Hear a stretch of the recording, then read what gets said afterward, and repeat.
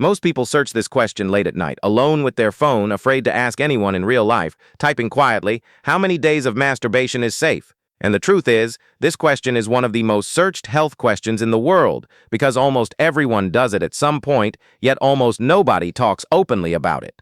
Some people fear they are doing it too much, some worry they are damaging their body, some feel guilt, some feel addiction, and some just want to know the truth without shame or lies. Today, we are going to talk about real science, real body effects, real mental impact, and real balance in a way that nobody usually explains with honesty. This is not about judging, this is about understanding your body so you stop living in confusion and fear. First, let's clear the biggest myth that ruins mental peace for millions of people. There is no fixed number of safe days that applies to everyone equally. The human body is not a machine that works on fixed rules for every person. Age, hormones, mental stress, physical activity, diet, sleep, relationship status, and even emotional loneliness all change how often a person feels sexual urges. Some people feel strong urges every day, some once a week, some once a month. This variation is normal. What matters most is not the number of days, but how masturbation is affecting your health, your energy, your focus, your confidence, and your daily life. From a medical point of view, masturbation in moderation is considered normal and safe for both men and women. Doctors around the world agree that there is no medical harm in occasional masturbation. In fact, it has some benefits when done without addiction. It can reduce stress, improve mood, help with sleep, release sexual tension, and even help people understand their own bodies better. In men, ejaculation can help keep the prostate healthy. In women, it can help with relaxation and mood balance. These benefits are real, but only when the habit stays under control and does not replace real-life responsibilities or emotional connections. Now let's answer the question that everyone truly wants a number for.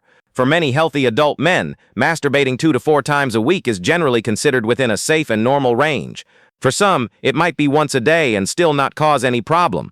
For others, even 3 times a week may feel too draining depending on lifestyle. For women, there is also no strict limit, and healthy frequency can vary widely. The body gives signs when frequency becomes unhealthy, and those signs are far more important than any number someone gives on the internet. When masturbation becomes excessive, that is when problems begin. Excessive does not mean a specific number, it means when it starts to control you instead of you controlling it. If you notice that you feel tired all day, unmotivated, mentally foggy, emotionally numb, anxious, or guilty after doing it, those are warning signs. If it starts disturbing your sleep, your studies, your job, your relationships, or your confidence, then the frequency is no longer healthy for you. If you feel urges so strong that you cannot focus on anything else, or if you use it as an escape from emotional pain instead of facing your problems, then it has turned into emotional dependency, not just a physical habit.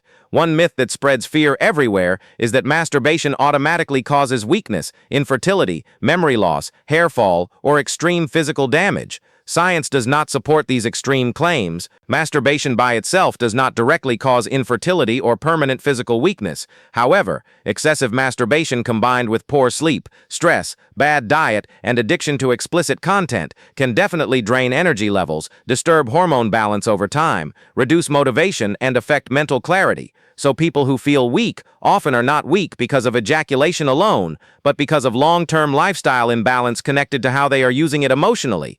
Let's talk about the brain, because this is where the real danger of overuse exists.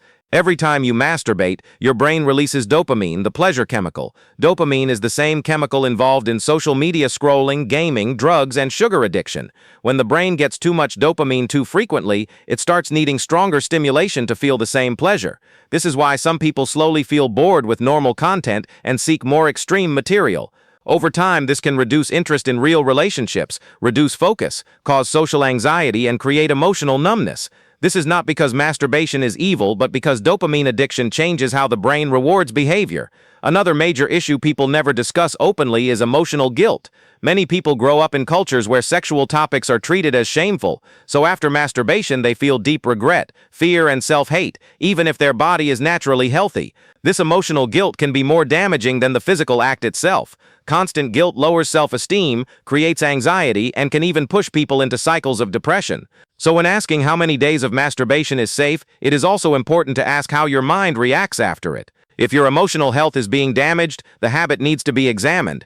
Age also plays a massive role. Teenagers experience extremely strong hormonal surges. Testosterone in boys and estrogen in girls rise quickly during puberty. This naturally increases sexual thoughts and urges. For teenagers, masturbating more frequently is biologically normal due to hormone levels. But at the same time, this age group is at the highest risk for addiction if boundaries are not learned early. Adults usually have more stable hormone levels and better self-control, but stress and loneliness can push frequency higher. For older adults, desire may reduce naturally, and lower frequency is also normal and healthy. Another factor people do not realize is physical recovery. When a man ejaculates, the body uses important nutrients like zinc, magnesium, and protein. If ejaculation happens multiple times daily without proper nutrition, sleep, and rest, fatigue can increase. This does not mean masturbation is dangerous, but it does mean the body needs time and nutrients to recover.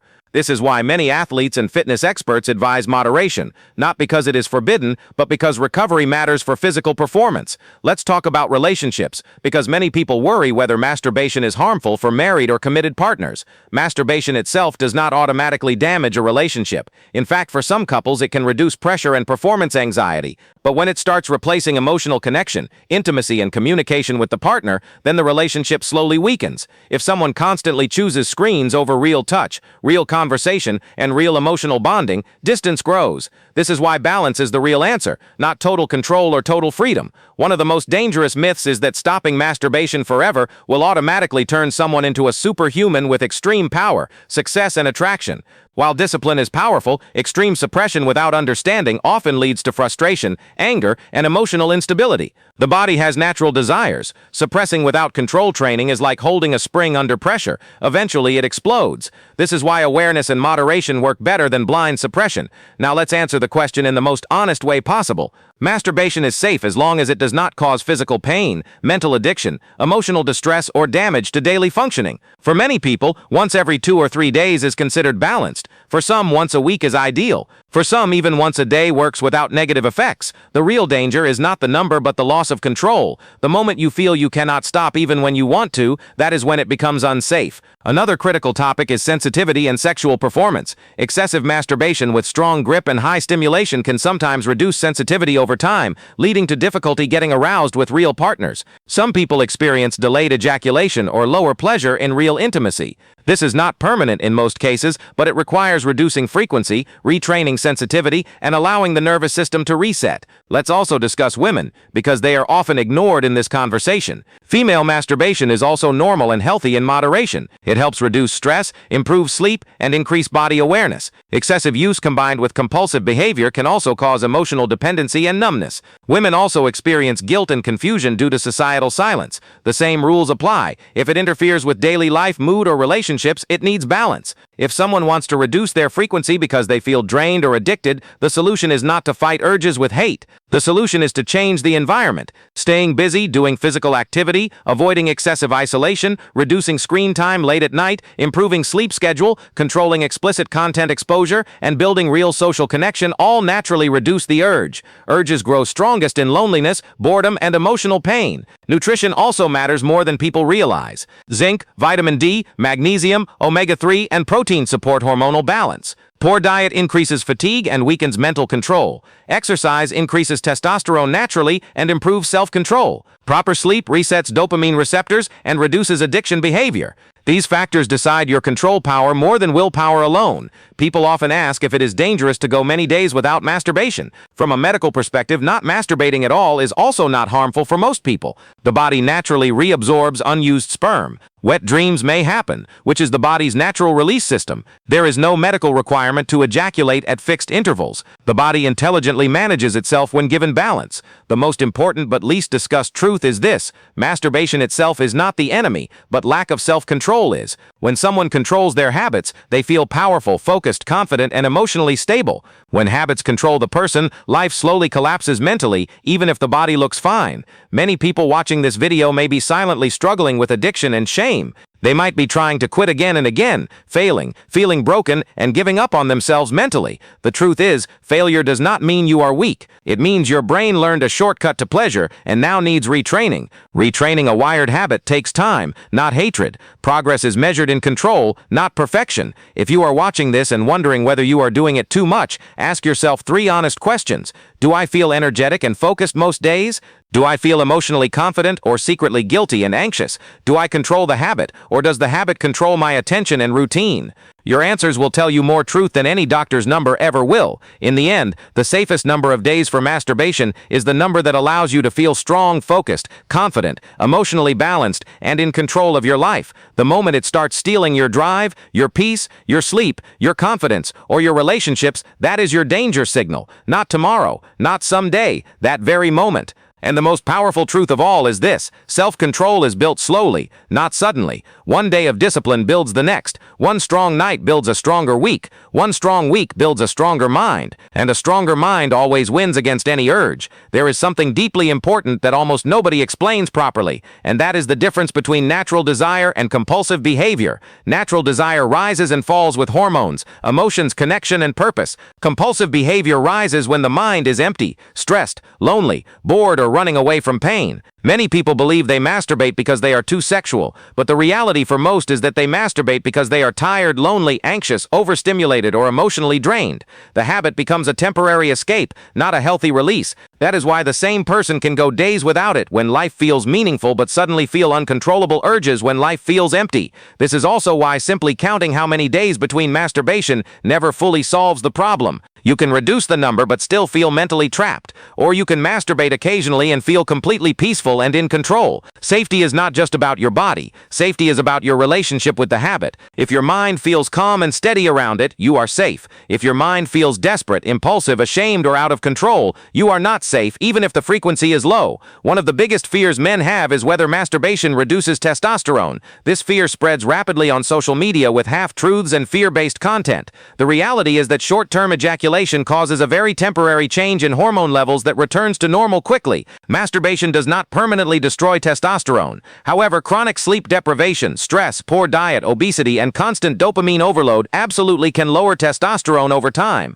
So when someone feels weak, unmotivated, or low in drive, masturbation becomes a convenient scapegoat for a much wider lifestyle collapse. Another fear people carry is erectile dysfunction. The truth here is also more psychological than physical in many cases. Excessive use of highly stimulating explicit content can condition the brain to need extreme visuals for arousal. Then, when a real partner is present, the brain may struggle to respond the same way. This is not a permanent condition for most people, but it does require reducing screen stimulation and allowing the brain to relearn natural arousal. The younger someone begins heavy consumption, the longer this retraining can take. This is one of the hidden dangers that people only discover when real intimacy suddenly feels difficult. Now let's talk honestly about addiction without sugarcoating it. Addiction is not measured by how many times per week. Addiction is measured by loss of choice. If you promise yourself you will stop for a certain number of days and fail repeatedly, that is a sign of addiction. If you feel nervous or irritated when you try to stop, that is a sign of dependency. If you use masturbation as your main emotional relief every time you feel stressed, sad, bored, or rejected, that is not just a habit anymore. That is emotional reliance.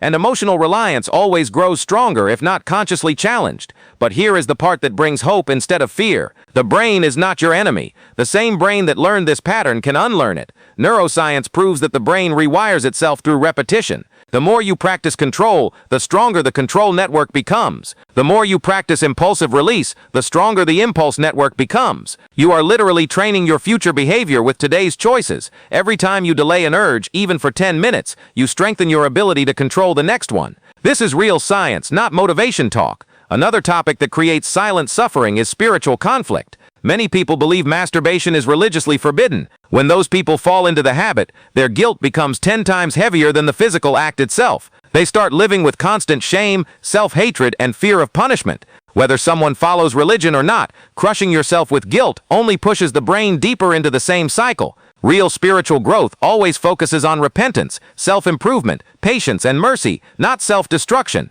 Constant shame weakens discipline instead of strengthening it. Loneliness is one of the strongest drivers behind excessive masturbation. Human beings are wired for connection, touch, conversation, validation, and belonging. When these needs remain unmet, the brain searches for artificial replacements. Masturbation becomes one of the fastest artificial replacements. It gives a short illusion of intimacy without real risk, but the price paid later is deeper loneliness. This is why some people feel emptier after the act than before it. The pleasure ends quickly, but the isolation remains. This is also why people who suddenly become socially active, start exercising, build friendships, and feel purposeful often experience starts a natural drop in masturbation frequency without even trying. The brain no longer needs artificial comfort when real-life fulfillment exists. This shows again that the solution is not just willpower. The solution is building a life that your brain enjoys without constant chemical escape. Now let's talk about complete abstinence, because many people try to quit completely and then feel devastated when they relapse. The mistake is thinking that one relapse erases all progress. That is not true. If someone goes from daily uncontrolled behavior to once in 10 days, that is massive progress. If they fail on day 11 and then continue again, they are not back at zero. They are back on the road. Progress is not a straight line. It moves in waves. What matters is the overall direction, not one fall. People also underestimate how powerful nighttime routines are. Most relapses happen late at night, when the mind is tired and defenses are low. Scrolling endlessly, lying awake with the phone, and being alone in darkness makes urges feel 10 times stronger. Simply changing the routine by sleeping earlier, charging the phone away from the bed, reading a book or playing soft audio can reduce urges dramatically without any internal battle. Environment shapes behavior far more than people realize. There is also a deep emotional pattern that many people don't notice. Some people use masturbation as self-soothing after emotional pain like rejection, failure, or disappointment.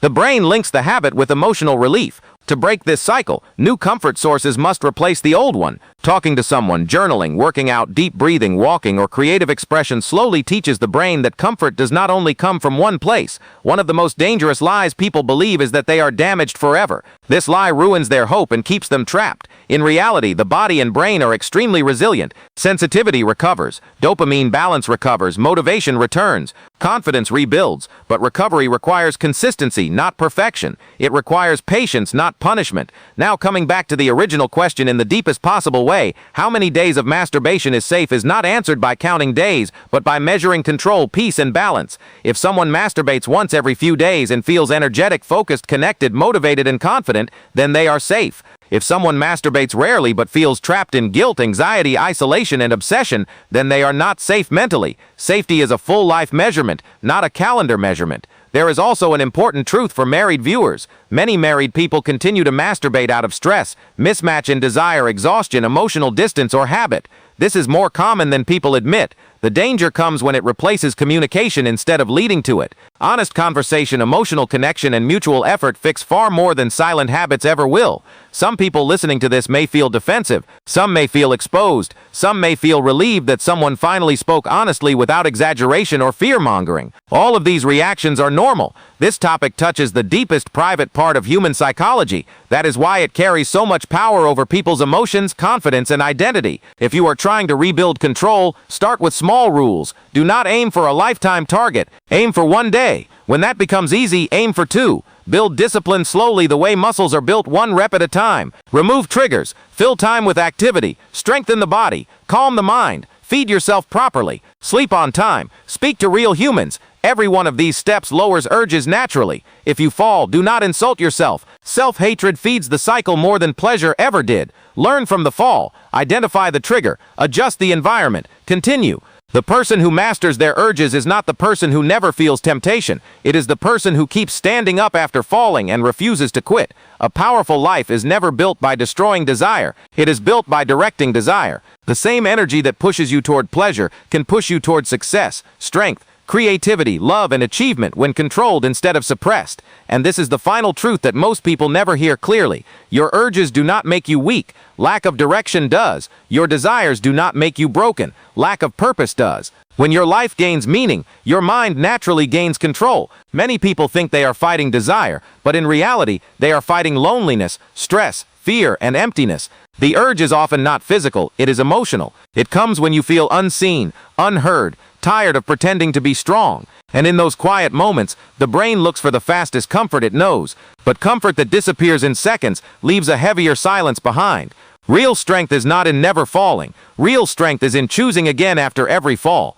The moment you decide to take back control, even for one day, something inside you wakes up. That moment is powerful. That moment is life-changing. Because you realize you are not broken. You are just human, learning discipline in a world addicted to shortcuts. And one day, quietly, without noise, you will look back and realize you became stronger than the urge that once controlled you.